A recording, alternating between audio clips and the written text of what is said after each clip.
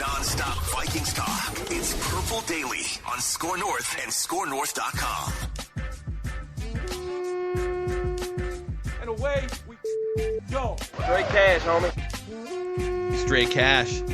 For those of you that picked the Vikings last week, anyways, this is our Purple Picks episode of Purple Daily, daily Vikings entertainment presented by our friends at Quick Trip. We just want the Vikings to win a Super Bowl before we die. And they're back on track a little bit here. They're back above 500. We're going to go through some information about this game on Sunday against the Saints, and then we'll make our official picks. But before we get started here, I'm really excited for this game. I'm fascinated to see what Joshua Dobbs looks like again, what this offense looks like. At some point, Justin Jefferson's going to come back. Likely not this Sunday. But what is your guys' level of excitement compared to the average Vikings game going into this Sunday? The Saints are 5-4. You're jockeying for playoff position. It's high. It's very high now because yes, both of these teams are certainly in playoff contention, and the quarterback thing, and not just Dobbs, but I mean the whole thing of the offense and how it's been without Kirk pivoted in a different direction. The defense, I feel like the Dobbs story, and it's a great story, but it makes us sleep on the fact that this defense has been a great story. I mean, this was a unit that was incredibly disappointing and not good a year ago. And now Brian Flores is blitzing every which way. And so, yes, my excitement for a team that at one point was 0-3 and then 1-4 is extremely high, because it does feel like they have turned a corner and are going in the right direction. And if nothing else, have at least become fun to watch. Yeah. It's pretty wild what has transpired from the last home game to this home game, just from where this team has went from beating the 49ers on a Monday Night Football game with Kirk balling out. And now all of a sudden here comes Josh Dobbs after two back-to-back road games. And, just the energy inside US Bank Stadium. Yeah, I'm excited to see what he can do against a pretty good Saints defense too. So I'm excited to see what Josh Dobbs can do for an encore here. All right, let's start with this question here, boys. What are you most confident about on behalf of the Vikings going into this game? That the defense is going to give Carr problems. That Flores has dialed up enough blitzes in opportunities in which he can frazzle QBs. Now, a guy like Herbert, who he blitzed an absolute ton, is really, really good and had an answer for those blitzes. I don't think Carr is anywhere close to that. And I do think that my confidence now is that if you have a quarterback who potentially can be flustered or flushed or whatever you have to do, that Brian Flores is going to probably come up with a pretty good game plan. So I'm confident that the defense is going to make it a long day, just as far as the schematics of it for the Saints, led by Danielle Hunter. Piggybacking off that and kind of off the main point I made too just earlier, just being back at home. I mean, Vikings fans are, they've watched them win some games here. They've gone through some roster turmoil with Kirk Cousins being injured, but they went for a stretch there where they almost went 10 plus months. US Bank Stadium crowd did without seeing a win on their home turf. And now that they're back, I mean, Derek Carr is a good quarterback. I like him, but at the same time, you can probably still get into his head a little bit with that US Bank Stadium crowd. So I think the Vikings just kind of being back at home, and even though there's still a lot on the line here, a little bit of an exhale. Like, Josh Dobbs is going to be the starter. You're coming off of a miraculous win, but just trying to be back at home and kind of get more centered. That's what I'm honestly most confident with, the Vikings being back at home. I think the crowd is likely to respond in a big way in this game, right? It just feels like this is the type of game where the Minnesota crowd is going to feel like, let's get behind this team. This is a likable bunch. They've overcome adversity. They were 3 games under 500 2 different times this year. They've lost the starting quarterback, and they're still pushing forward and winning. Josh Dobbs seems like a really likable guy you can get behind. So I agree, that home field advantage should kick in here, even though the Vikings have lost a bunch of home games. I'm going to piggyback off what Judd said. I'm most confident in Brian Flores versus Derek Carr. So Derek Carr versus pressure. So when he's been pressured this season, he ranks 21st in PFF grade. He only completes 50% of his passes, and he has 1 touchdown to 2 interceptions.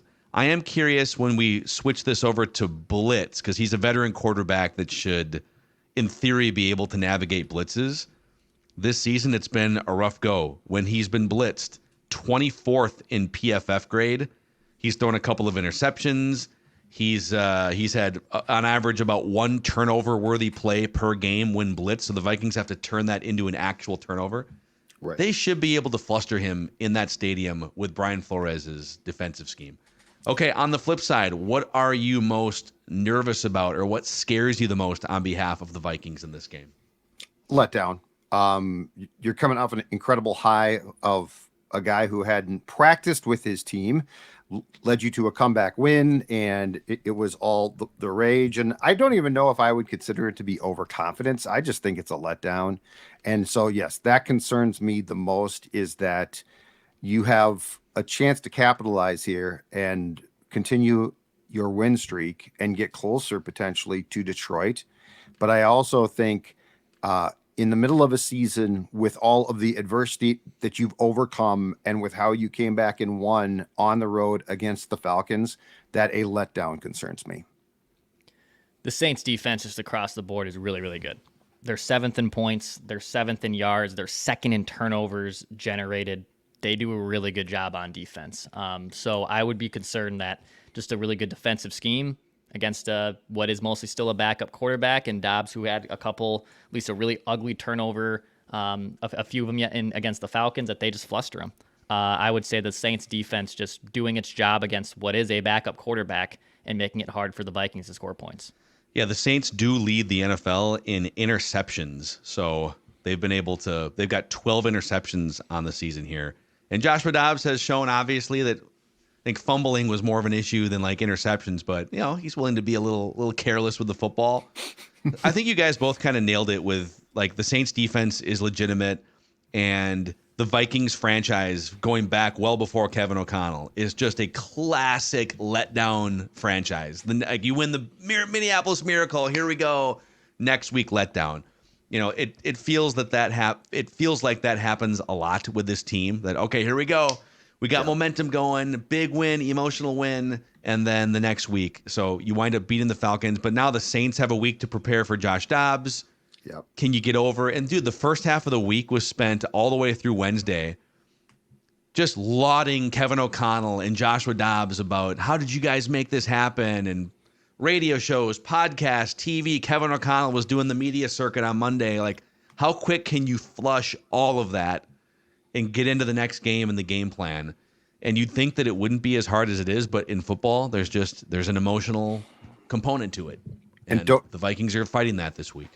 Don't forget, too, last season, you go into Buffalo, right? And you pull out that miracle comeback. And I mean, it's a great game.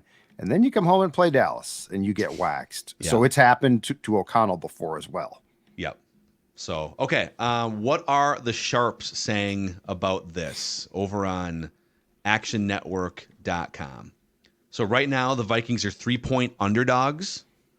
54% of the bets are on the Saints, but 52% of the money is on the Vikings. So let's call it it's kind of a 50-50 game in terms of bets and money where people think this one's headed. The Saints are coming off 2 consecutive wins at Indianapolis and home against Chicago. They've scored an average of 31 points per game in those 2 victories. So they're on a nice little roll right now. But it's usually not a great idea, according to Action Network, to back Dennis Allen or Derek Carr teams as favorites. So Derek Carr is only 18-35 against the spread as a favorite in his career. Dennis Allen is 5-14 against the spread in his career. So only a 26% conversion rate when his teams are favorites. So, ooh, okay, not a great spot for the Saints to be in. Now, of course, the Vikings could cover the spread but still lose the game because it is a 3-point gap. Carr in his career, when favored by 3 points or more, is 8-25 against the spread, including 1-13 in his last 14 games in this situation. Since 2021, Derek Carr is 1-10 in this exact situation. So Derek Carr, favored by 3 points or more, usually a train wreck. That's a good thing to put in your cap if you're looking which way to lean here. Dennis Allen coach teams are just 4-11 against the spread against teams over 500, which the Vikings are now. On the Viking side, since 2015, only 3 backup quarterbacks have started for Minnesota: Jaron Hall, Sean Mannion, and Case Keenum. And the Vikings are now 13-6 straight up over the last 8 years when starting a backup quarterback, and 12-7 against the spread. Now, Case Keenum did the most damage in that category. Everyone else is kind of 500. Right. And then one more for you here. The Vikings picked up their second rushing touchdown of the year thanks to Josh Dobbs. So with 2 rushing touchdowns, they are no longer in last place in rushing touchdowns. They are tied with the Panthers for the second fewest in the NFL. They may have scored one this may have not included last night's game. I don't even know if they scored one. I didn't watch the game. But they're out of the cellar in terms of rushing touchdowns. So some interesting information there. Very. To digest. Okay. All right. Well, before we get to our official picks here, let's shout out our friends over at Livia, Judd, for helping listeners lose a lot of weight the last couple of years. Yes, exactly right. In fact, look at that guy right there. That's the sports dad. And a couple of years back, lost 40 pounds thanks to a program that I'm going to tell you right now, guys, definitely works. And it not only is going to help you drop the weight, it's going to help you keep the weight off. And that's the most important thing, because we've all gone there. We've all lost weight. The question is, can you keep the weight off? And you are going to do exactly that. And right now, 3 months for free. That's right, 3 months for free. Imagine that. It's getting cold outside. You're going to be on the couch quite a bit. How would you like to lose weight for free during that time? 3 months, 855-GO-LIVEA, Livia.com, Livia, Livea.com.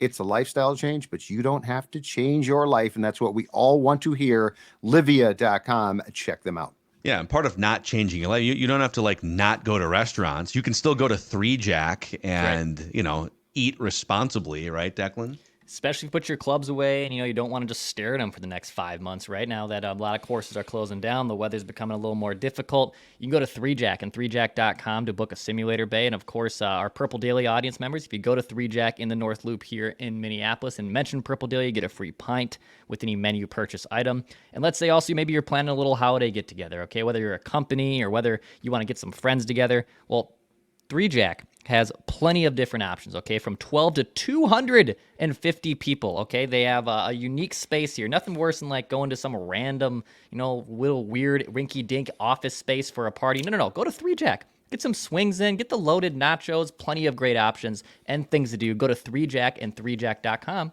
to learn more. Amen, boys. Amen. All right, let's make our picks here. So give me the winner of the game and by how many points. So we're tracking our records straight up and also against the spread. So this season, straight up picking Vikings games. Judd, you are 5-4. Declan, you are 5-4. I am 3-6. I picked the Vikings to beat the Falcons. You guys both had the Falcons wing, so I gained a little ground on you guys. You did. You're still up by 2 games on me. Against the spread, Judd is 4-5. Declan is 4-5. I'm 3-6, so none of us are doing particularly well. The Saints are 3-point favorites in this game. Judd, we'll start with you. Who wins and by how many? So I hate to do this, but I think the Saints win. I think there's an inevitable letdown. Josh Dobbs, I have no idea. It's one game. I have no idea if he is the answer. I'm not going to be surprised if eventually Jaron Hall starts again. So I'm going to say the Saints win, but the Saints do not cover the spread, so the Vikings do. So I think the Saints win a tight game, a point or two. So the Vikings cover, take the Vikings, but I think ultimately the Saints come out the actual victors. I have the Vikings winning this game, but they do not cover. Or, well, if they're 3-point underdogs, right? Yes. At home? Yeah. So if they win, they would obviously cover the spread. Yeah. So, yep, they would win, and cover the spread. I think the Vikings are able to win this game, even though the Saints' defense is pretty good. I think just coming back home and resetting back in your own backyard here and getting the crowd involved, I think the Vikings win. So I'll take the Vikings 21-17 is what I'll go with. I'm doing the same hedge thing. This is what I had written down before that Judd just did. I think this is an emotional letdown game. I don't think a loss here derails your season. You've got Denver and Chicago and Green Bay, and I know the Raiders are rejuvenated, but they're not a great team. you've got a bunch of really winnable games on your schedule. So I don't think a loss here like prevents you from getting to the playoffs. But I was kind of looking at the sequence after the Cousins injury, and when we did we Cousins got hurt, and we still picked the rest of the schedule. And I said, I think emotion carries them against the Falcons. But then when reality kind of sets in, and okay, we got backup quarterbacks now. Joshua Dobbs gave you a spark that maybe you didn't think you were going to get, but I do think it's an emotional letdown. So I'm going to say Saints win the game, but I am threading the exact same needle Judd is. I'm taking those points, baby. I'll take the Vikings and the points on the spread side of things.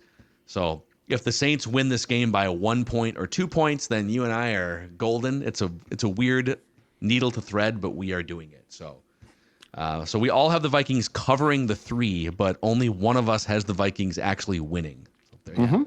Hope we're wrong. I saw a note from a listener that basically said if the Vikings go 4-4 the rest of the way, which included some wins and losses in the specific categories, but a win against the Saints, if they go 4-4 the rest of the way, they still have an 87% chance of making the playoffs. So with the conference record they have, they're going to be winning tiebreakers at 9-8, right? Mm-hmm. So if anything, you'd want the Vikings to win this game, and if they did have a letdown against the Broncos, that's not as big of a deal in terms of their playoff implications. Yeah. So let's say they do lose this game. We need to find 4 more wins to get to 9-8, preferably as many wins against NFC teams as possible. Let's say they lose this game. Denver, you should win that game against Denver. We'll see. Home against Chicago, that's a second win and a conference win. Mm-hmm. And then from there, you would just need 2 wins in your last 5 games. So Green Bay at home is 1. And then can you get 1 against the Lions in the 2 games you're playing? At Cincinnati's tough, and at Vegas coming off a bye. We'll see. But yeah, the path to 9 or 10 wins after you beat Atlanta there and after you beat San Francisco, 3 weeks ago, the path to 9 or 10 wins is pretty open for you. I feel like it would be hard to take them seriously if they get swept by Detroit, which I don't expect them to. But they could still make the playoffs. Right. But I mean, I'm saying like as far as like, oh, hey, there's a chance here. I feel like if you get swept by the Lions, it's going to be hard to say agreed that you're going to get past the first round, which, by the way, is my prediction. So I think you got to win one of those 2 just to make me feel good. Yeah. Yeah, I checked the implied odds this morning on the NFC North, who has the best odds of winning, and Detroit still is -800 to win the North. So implied probability, when you type that in from a money line into a calculator, that's an 88% chance of the Lions still winning the division. The Vikings are at about a 9. But you'd basically, as we kind of laid out too when we picked the schedule, if you can stay within a game going into the first Lions game, I mean, you kind of control your destiny there if you beat the Lions twice. Tough to do. Not an easy thing to do. But you kind of control your destiny to a degree. Yep. And I think the Vikings and Lions are a little closer than their records would have indicated a couple weeks ago. I mean, the Lions, I think, are the best team. But the Vikings have come around here, and they're, how many times last year did their defense hold teams to 13, 17, 10, 13? That wasn't happening. Yeah, I know. Exactly. So, Jared Goff, Goff, get ready to be put into hell by Brian Flores. In like a month and a half, but not that we're overlooking any of these. Just other prepare games. yourself. Yeah. Just prepare yourself for defensive hell. Hell in a cell. All right, those are the official picks here on Purple Daily. Don't forget tomorrow, as always, Vikings Vent Line, the most fan-friendly and interactive show in all of Minnesota sports, goes live on the Purple Daily YouTube channel right after Vikings Saints finishes up. We'll be here either as your therapist or waving the flag. It's up to the Vikings tomorrow. We'll see you guys on Vent Line.